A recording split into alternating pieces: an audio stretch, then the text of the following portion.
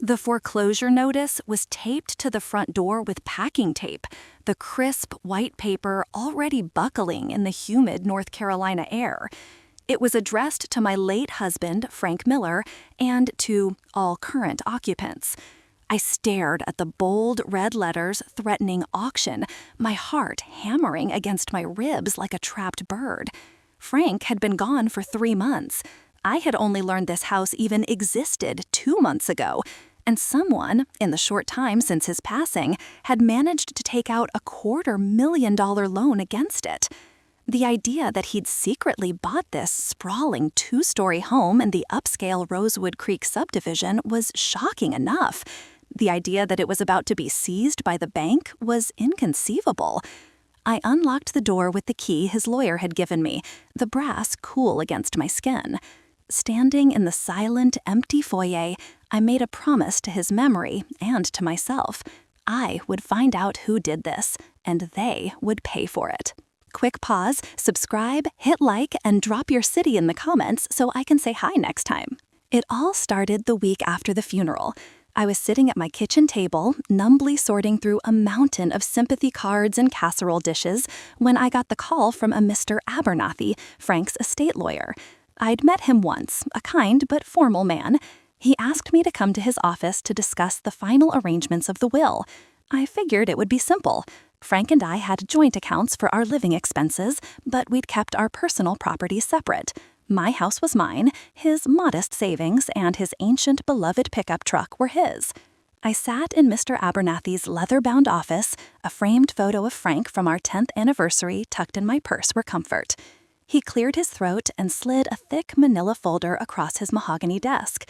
"Sarah," he began, his voice gentle. "Frank was a very private man, as you know. There are some assets you may not be aware of." He proceeded to tell me that 15 years ago, before we'd even met, Frank had used an inheritance from his parents to purchase a house outright, cash, no mortgage. It was located at 114 Juniper Lane in Rosewood Creek. The deed, he explained, had a survivorship clause. Upon his death, ownership transferred directly and immediately to me, his spouse. It was never part of his probate estate because, legally, it was mine the moment he drew his last breath. I was speechless. A whole house? A secret house? But why? I finally managed. Why did he never tell me? Mr. Abernathy offered a sad smile. He told me it was his nest egg for you. He said, "If anything ever happens to me, I don't want Sarah to worry about a thing. She can sell it, move into it, whatever she needs. It's her security." He was planning to tell you on your next anniversary. He'd even bought a special bottle of champagne for the occasion. Tears pricked my eyes. That was Frank, quietly taking care of me in ways I never even knew. The lawyer handed me an envelope containing a set of keys and a certified copy of the deed. I left his office in a daze, my mind reeling. The first thing I did was drive to 114 Juniper Lane. It was lovely, a classic Carolina colonial with pale blue siding and white shutters, nestled on a street lined with perfectly manicured lawns and blooming crepe myrtles. The yard was a little overgrown, but the structure was solid. Inside, it smelled of dust and disuse. The rooms were completely empty, except for a few stray items that struck me as odd. In the master bedroom, there was a 7-day pill organizer on the windowsill, with a few stray capsules still inside. They weren't any of Frank's medications. I knew his regimen by heart. In the hall closet, I found a man's leather jacket, at least 2 sizes too small for my husband, and a pair of worn-out work boots. I chalked it up to Frank maybe having a friend or a distant relative stay there occasionally. He was private, after all. My first order of business was to get the place cleaned up to honor his gift. I spent the next few weeks airing it out, hiring a landscaper to tame the jungle of a yard, and scrubbing every surface until it shined. As I worked, I felt closer to him, tending to his secret sanctuary. The neighbors, however, were strange. They were standoffish, watching from behind parted curtains. A few times I tried to wave or say hello, only to receive a curt nod or be ignored completely. It felt unwelcoming, so unlike the friendly camaraderie of my own neighborhood. One afternoon, a woman with a severe haircut and a clipboard knocked on my door. I'm Brenda from the HOA board, she announced, not waiting for an invitation to peer past my shoulder into the house. We've had some concerns about this property. The lawn was in violation for months, and we need to know who you are and what your intentions are. Her tone wasn't curious, it was accusatory. I'm Sarah Miller, I said, my hand instinctively going to the small gold locket Frank had given me. My late husband, Frank Miller, owned this house. It's mine now. Brenda's eyes narrowed. Frank Miller? We were told, well, never mind. Just see that you keep the property up to code. We have very strict bylaws in Rosewood Creek.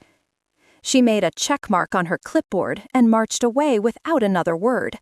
It left a sour taste in my mouth. The real trouble started a week later. A sleek black SUV pulled into the driveway. A young couple, probably in their early 30s, got out. The man was handsome in a slick salesman sort of way. The woman was rail thin with platinum blonde hair and an expression of pure entitlement. Can I help you? I asked from the porch, wiping my hands on my apron. We're looking for Frank, the man said, a little too smoothly. We're his family. My breath hitched. I'm Frank's wife. He passed away nearly 2 months ago. The woman, who introduced herself as Tiffany, gasped dramatically. The man, Daniel, put a comforting arm around her. Oh, we had no idea, he said, his eyes filled with what I now know was fake sympathy. I'm his nephew, Daniel Miller. Uncle Frank was letting us stay here. We've just been out of town for a couple of months, visiting Tiffany's parents in Florida. Nephew? Frank had mentioned an estranged brother who lived out west, but he'd never once spoken of a nephew. He never told me, I said, a knot of confusion tightening in my stomach. He was a private guy, Daniel said with a shrug. Look, we're so sorry for your loss. We'll just grab our things and get out of your hair. We left some stuff here when we left. This, at least, made sense. It explained the pill organizer and the clothes. Perhaps Frank had been trying to mend bridges with his family and had let his nephew use the house. I let them in, feeling it was the right thing to do. They walked through the house with an unnerving familiarity. Tiffany picked up a small vase I'd placed on the mantel. Oh, this is new, she'd remarked, as if she were the owner and I the decorator. They gathered a few duffel bags of clothes, the leather jacket, and the work boots I'd found. Daniel also picked up the pill organizer. My daily vitamins, he said with a wink, gotta stay healthy. Before they left, Daniel turned to me, his expression serious. You know, Sarah, Uncle Frank was getting a little forgetful towards the end. He said some things that might not make sense. He promised us we could live here, sort of as an early inheritance. I'm not saying you'd have to honor that, but it's what he wanted. The insinuation was clear and deeply insulting. My Frank, the man who could still rebuild a carburetor from memory and did the New York Times crossword in ink every Sunday, was not forgetful. My husband's wishes were made very clear in his will, I said, my voice firm. This house is mine. I appreciate you stopping by to collect your things. Daniel's smile didn't reach his eyes. Of course, just wanted to be honest about Frank's state of mind. They left, and an unnerving silence settled over the house. His words had been designed to plant a seed of doubt, and despite myself, I felt a tiny sprout of it take root. What if Frank was confused? What else did I not know about his life? The following Saturday, the water heater exploded. At least that's what it sounded like. I was in the garden when I heard a loud bang from the basement, followed by the sound of gushing water. I ran downstairs to find scalding hot water spraying from a ruptured pipe on the water heater, flooding the floor and turning the air into a thick, humid steam bath. I managed to shut off the main water valve, my hands shaking. Just as I was catching my breath, my phone rang. It was Daniel. Hey, Sarah, just checking in. Is everything okay over there? I was just thinking, the water heater in that place is ancient. Uncle Frank was always complaining about it. The timing was so bizarre it felt scripted. It just burst, I said, my voice strained. The basement is flooding. Oh no, that's terrible, he said, with an unnerving lack of surprise. Don't you worry, I've got a guy, best plumber in the county. He does emergency calls. I'll have him over there in 20 minutes. Just tell him to send the bill to me, and we'll sort it out later. The last thing you need is more stress. It seemed too convenient, but I was panicked and soaking wet. 20 minutes later, a man in a greasy jumpsuit arrived. He took one look at the mess and whistled. Yep, she's a goner. Catastrophic failure. You're lucky the whole house didn't flood. This is gonna be a big job. Rerouting pipes, new tank, plus all this water damage. You're looking at $10,000, maybe $15,000 minimum. $15,000. The amount hit me like a physical blow. I had savings, but that was a huge, unexpected expense. The plumber, whose truck had no company name on it, only a cell phone number, seemed eager to start ripping things out. I'll get a written estimate to your nephew Daniel, he said, already pulling out a wrench. Something felt profoundly wrong. I told him to hold off, that I needed to call my insurance company first. His face soured. Suit yourself, lady, but this water ain't gonna clean itself up. He left, and I was alone again with the mess and a growing sense of dread. The very next morning, Daniel and Tiffany appeared on my doorstep again. This time, Daniel was holding a piece of paper. His slick, friendly demeanor was gone, replaced by a cold, hard resolve. Sarah, I didn't want it to come to this, he said, his voice flat. But you've left me no choice. Uncle Frank gave me this house, and I have the paperwork to prove it. He handed me a document. It was a quitclaim deed. It was dated just 5 days before Frank passed away. In messy, shaky handwriting that looked vaguely like my husband's, it transferred full ownership of 114 Juniper Lane from Frank Miller to Daniel Miller for the sum of $1. At the bottom was a notary stamp and a signature. Stay till the end. I'll show the truth. My world tilted on its axis. I looked from the paper to Daniel's smug face. This is a fake, I stammered. Frank would never. He did, Tiffany chimed in, crossing her arms. He knew he was dying. He knew you were set with your own house. He wanted to take care of his real family. He signed it right in front of a notary. It's all legal and binding. This is our house now. We were going to be nice about it, Daniel continued, his voice dripping with condescension. Let you have some time. But since you're being so difficult, we'll have to do this the hard way. We're giving you 48 hours to vacate the premises before we begin eviction proceedings. I sank onto the porch steps, the fake deed fluttering in my hand.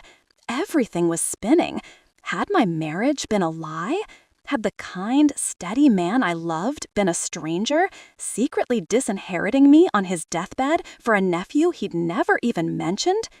Daniel's words echoed in my head. He was getting a little forgetful towards the end. For a horrible moment, I almost believed him. I looked at the signature again. It was close, but the loop on the F was too wide, and the slant of the M was too severe. My Frank had beautiful, deliberate handwriting, honed from his early years as a draftsman. Even on his sickest days, it was never this clumsy. This wasn't Frank's grief-stricken confusion. This was a scam. And the water heater bursting was no accident. It was a planned attack designed to flood me with expenses and stress, to make me vulnerable and desperate so I'd just give up. That's when the fear was burned away by a cold, clean flame of anger. They had mistaken my grief for weakness. They had mistaken my age for incompetence. They had desecrated the memory of my husband to line their own pockets. They had no idea who they were dealing with. I had raised 3 children, nursed my first husband through cancer, managed my own finances for 50 years, and I could stretch a dollar bill until it screamed for mercy. I was not some fragile old woman who would simply wither away. I stood up, my back straight. "Get off my property," I said, my voice low and even. Daniel scoffed. "You mean my property. The clock is ticking, Sarah." They swaggered back to their SUV and sped away, leaving me standing there, not with a fake deed, but with a declaration of war. My first call was to Mr. Abernathy, who nearly swore when I told him about the quitclaim deed. "That's impossible, Sarah," he insisted. "Frank was with me 2 weeks before he passed, finalizing his will. He was sharp as a tack and very clear about his intentions. A quitclaim deed signed under those circumstances is highly suspect. Did you get the notary's name?" I read the name from the stamp. It was a Jessica Barlow, with a commission number listed below it. "Good," Mr. Abernathy said. "That's our starting point. Don't engage with them, don't let them in the house, and get 2 more quotes for that water heater. I have a feeling Daniel's guy is part of this." My next step was to become a detective. I started with the notary. A quick search on the North Carolina Secretary of State website confirmed Jessica Barlow was a legitimate notary public. Her business address was listed as a place called the Mailbox Depot in a strip mall about 10 miles away. The next morning, I drove there. It was one of those places that offered shipping, packing, and P.O. boxes. A young woman with bright pink hair was behind the counter. "Are you Jessica Barlow?" I asked. She nodded, looking wary. "Can I help you?" I slid a copy of the quitclaim deed across the counter. "I have some questions about a document you notarized for a Frank Miller." She glanced at it, and a flicker of recognition, or maybe anxiety, crossed her face. She looked around the empty store nervously. "Look, I'm not supposed to talk about my client's business," she mumbled. "This man, Frank Miller, was my husband," I said, keeping my voice calm and steady. "He died 3 months ago. This deed is dated 5 days before his death. I need to know if you saw him sign this. I need you to look me in the eye and tell me my 6'2", gray-haired, terminally ill husband came into this store and signed this paper in front of you." Her composure cracked. She started twisting a strand of her pink hair. "Okay, look," she whispered, leaning closer. "The nephew, Daniel, he came in, alone. He had the paper already signed. He said his uncle was bedridden and couldn't travel, and he just needed the stamp to make it official for the family. He said it wasn't for a sale or anything, just an estate thing." "And you notarized a document without the signer present?" I asked, my voice dangerously quiet. "I know it was against the rules," she said, her eyes welling up, "but he seemed so nice, and he was talking about his poor, sick uncle. I felt sorry for him. I told him he should have gotten a mobile notary to go to the house, but he was in a big rush." I took a deep breath. It wasn't just a forgery. It was a fraudulent notarization, a federal offense. "Every notary is required to keep a journal," I said, remembering an article I'd read once, "an official record of every notarization, with the signer's information and signature. May I see your journal entry for this transaction?" Now she looked terrified. I don't know."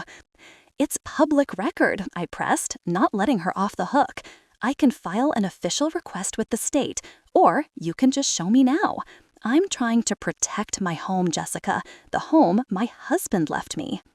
Her resolve crumbled. She pulled a thick, spiral-bound logbook from under the counter and flipped through the pages. She found the date. There was the entry for the quitclaim deed. Type of document, QCD. Name of signer, Frank Miller.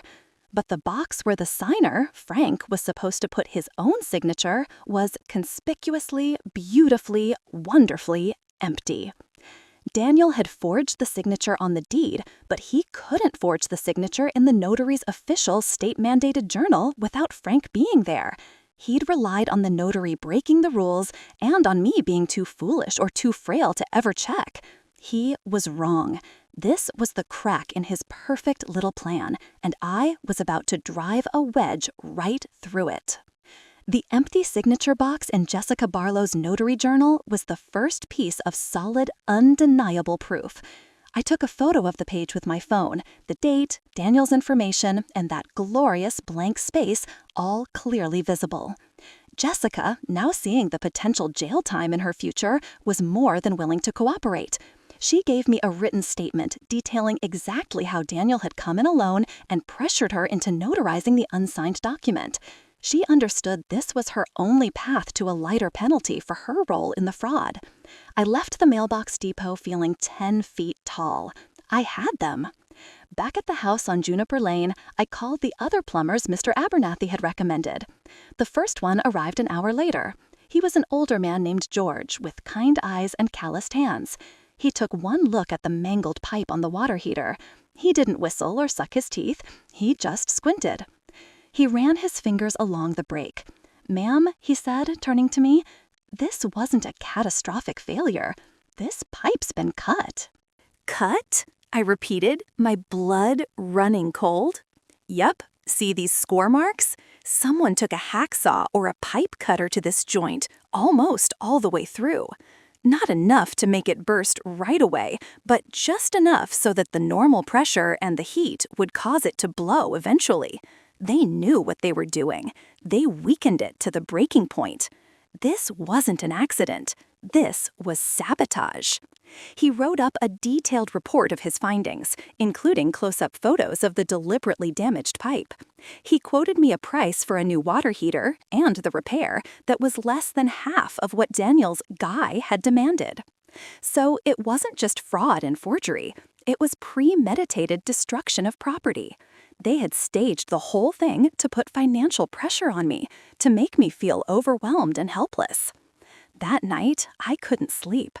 I sat in the dark, silent living room, a mug of chamomile tea growing cold in my hands. I had the forged deed and the sabotaged water heater. It was good, but it wasn't enough. I needed to connect Daniel and Tiffany not just to the fraud, but to the malicious planning of it all.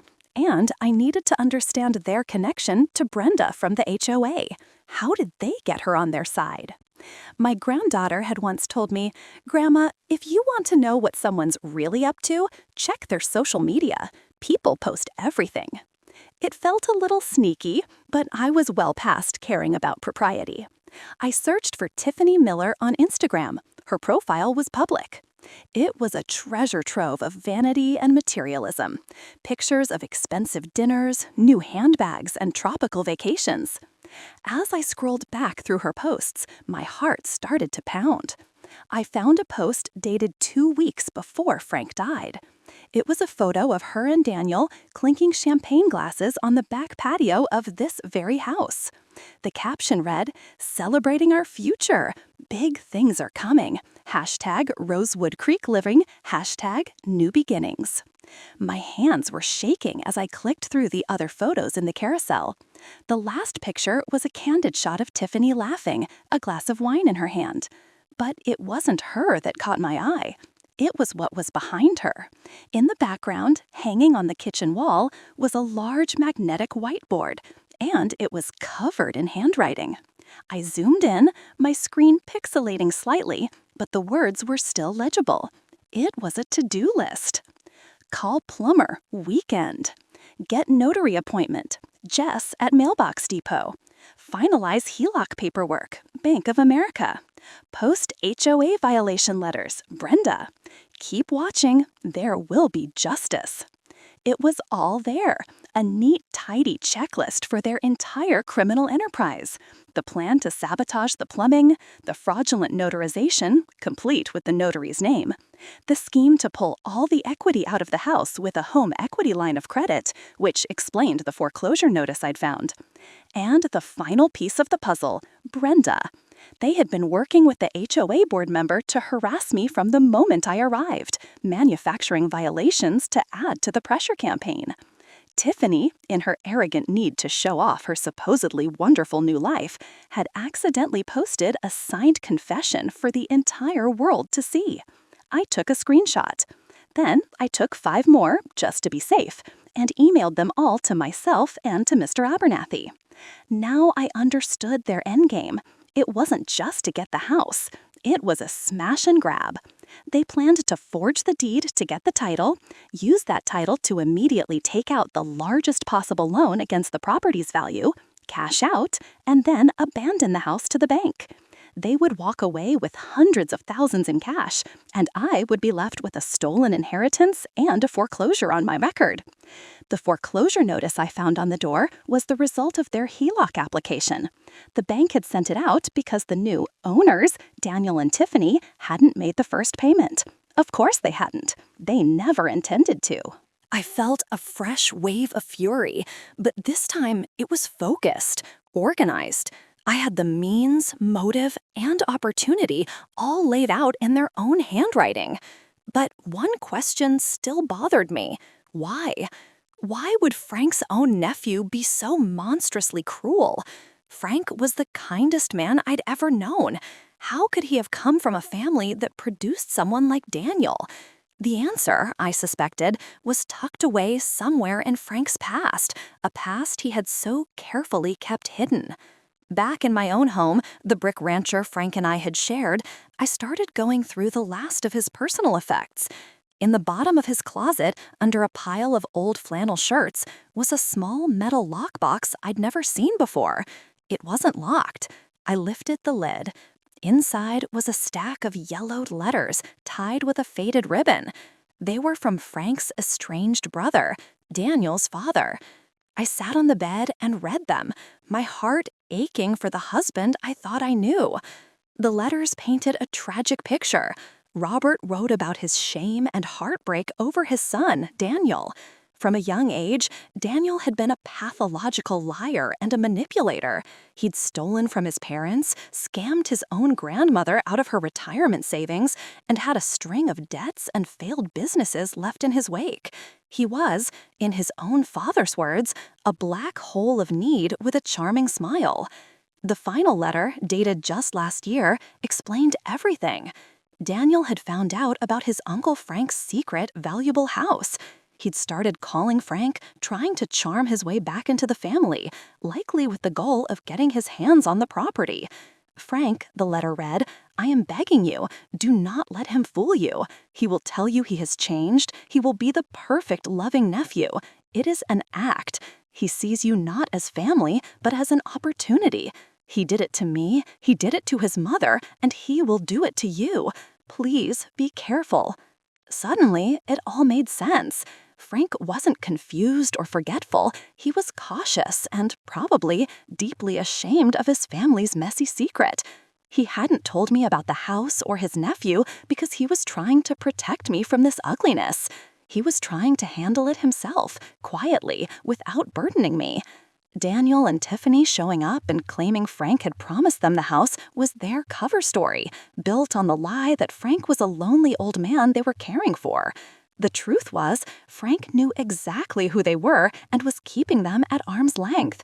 His only mistake was underestimating just how far they would go. I now had the last piece I needed, the motive. This wasn't a spontaneous crime of opportunity. It was a long-planned siege against a man they thought was a soft target. And after he was gone, they'd simply transferred the siege to me. The next morning, I met with Mr. Abernathy. I laid everything out on his conference table in neat piles. Jessica's written statement and the photo of her notary journal, the 2 independent plumbing reports detailing the sabotage, the printed screenshots of Tiffany's Instagram post with the whiteboard confession, and finally, the heartbreaking letters from Daniel's father. Mr. Abernathy looked over the evidence, his expression growing grimmer with each page. When he finished, he took off his glasses and rubbed his eyes. "Sarah," he said, his voice filled with awe, "in 40 years of practicing law, I have never seen a more open and shut case of fraud, conspiracy, and willful destruction of property. You've done all the legwork. You've handed them to us on a silver platter." We didn't just go to the police. We launched a coordinated, multi-pronged attack. Mr. Abernathy's first move was to file an emergency petition in court to have the fraudulent quitclaim deed declared void, and to get a temporary restraining order against Daniel and Tiffany, preventing them from coming anywhere near the property or contacting me.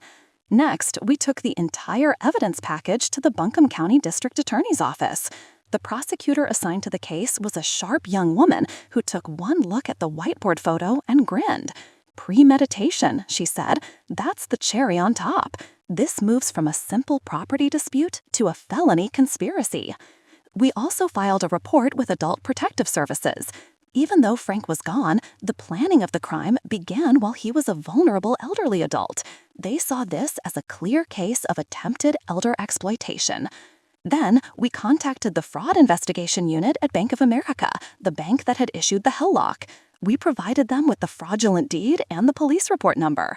They immediately froze the account and launched their own internal investigation. Daniel and Tiffany had managed to draw out about $20,000 before the bank caught on, but we had cut them off from the remaining $230,000. The final nail in the coffin was Brenda. Mr. Abernathy sent a copy of the evidence to the HOA's management company, highlighting Brenda's name on the whiteboard checklist. She was colluding with non-residents to harass a legitimate homeowner. An emergency board meeting was called. Brenda was stripped of her board position in disgrace, and the bogus violation notices she'd sent me were all rescinded with a formal letter of apology from the HOA. Don't click away, he'll get what's coming. The aftermath was swift and satisfying. Daniel and Tiffany were arrested. Faced with the mountain of evidence against them, especially the public Instagram post, their legal battles were short and disastrous. They pleaded guilty to multiple felonies, including conspiracy to commit fraud, forgery, and exploitation of the elderly. Daniel received a sentence of 5 years in state prison. Tiffany, for her role, got 2 years. They were also ordered to pay restitution for the money they'd stolen from the HELOC and for the full cost of the plumbing repairs. Jessica, the notary, lost her commission permanently and received 2 years of probation in exchange for her full testimony. Justice wasn't a loud, dramatic explosion. It was the quiet, methodical clicking of institutional gears, all turning in the right direction because I had taken the time to gather the facts. It was a series of official letters, court rulings, and certified mail that unwound their web of lies thread by thread. With the legal chaos behind me, a profound sense of peace settled in. The house on Juniper Lane no longer felt like a crime scene or a secret. It felt like Frank's final gift, one I had fought for and won. I decided to sell my little brick rancher, the place of my past, and move into the home that represented my future.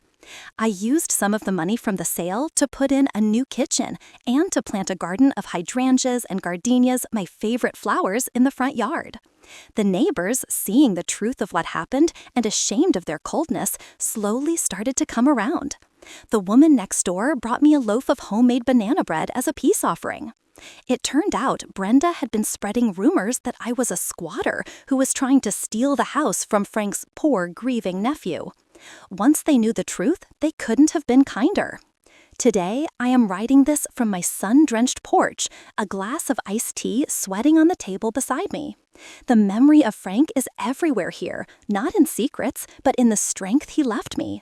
He gave me a house, yes, but he also gave me a final challenge that forced me to discover a toughness I didn't know I still possessed. For all the women out there my age who might feel invisible or underestimated, let me tell you this. Our years are our armor. Our experiences are our weapons. Do not ever let anyone make you feel weak or confused. Trust your gut. It has a lifetime of wisdom baked into it. And never, ever be afraid to fight for what is rightfully yours. This experience is my own, shared for awareness and to remind everyone that justice is possible when you refuse to be a victim. Your watch to the end. Be click here. You will hear another story from my grandma.